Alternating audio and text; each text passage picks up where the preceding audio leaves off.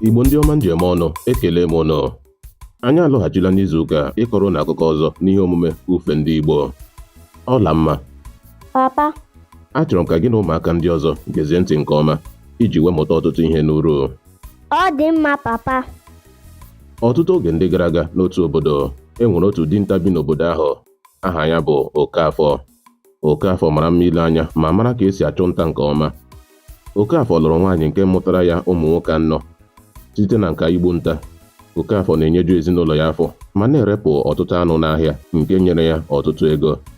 O ji ego ahụ hiwe nnukwu ọrụ ubi bụ nke ụmụ ya na nwunye ya na-elekọta. Oge na-adịghị anya, nwunye Okafọ toro ime ọzọ. N'ihi obi ụtọ, Okafọ gara ka ọ chọta anụ mgbada iji siere nwunye ya nri.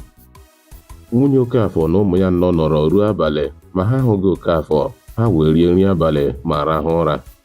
Ụtụtụ eruo, otu ụbọchị agafee, otu izu agafee, otu ọnwa agafeekwa ma o nweghị onye hụrụ Okafọ. Nwunye Okafọ buru afọ ime ahụ wee na-arụ ọrụ n'ugbo ha dịka kwa ụmụ ya nwoke 4 na-enyere ya aka. Oge ọnwa 9 kụrụ ọnụ, ọ mụrụ nwa nwoke ọzọ nke mezuru ha 5, mana Okafọ anọghị ebe ahụ ịhụ nwa ọhụrụ ya. Oge afọ 5 gafechara, ha echefuo banyere Okafọ ma gụọ ya dịka onye nwụrụ anwụ. N'oge a, nwata nwoke a mụrụ ikpeazụ dị afọ 4 ma ọ naghị ekwu okwu.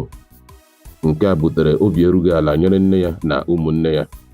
O ruru otu ụbọchị, dịka ha nọrọ n'ugbo ha, nwata nwoke ahụ wee mepee ọnụ kwuo okwu mbụ ya.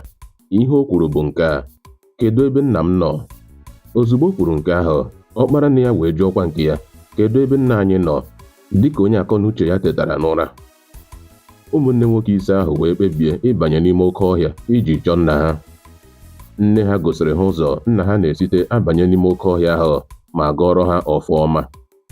Ha buru egbe na ngwa ọgụ ndị ọzọ nna ha hapụrụ wee banye n'oke ọhịa ahụ.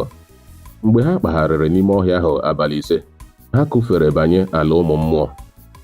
N'ebe ahụ ka ha zutere otu nwata nwaanyị onye dụrụ ha ọdụ ka ha laghachi azụ n'ihi na eze nwaanyị a gbara na-akpagharị na ya bụrụ na ọ hụ ha, na ọ ga-anwụchi ha dịka ọ nwụchiri otu dinta mara mma ile anya.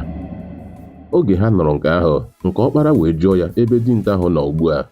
Nwata nwaanyị ahụ wee gwa ha na eze nwaanyị ahụ ji nrụgide lụọ ya, na ha abụọ bi dịka di na nwunye. Ha jụrụ ya ka ha ga-esi chọta ụlọ eze nwaanyị agbara ahụ, bụ nke o gosiri ha.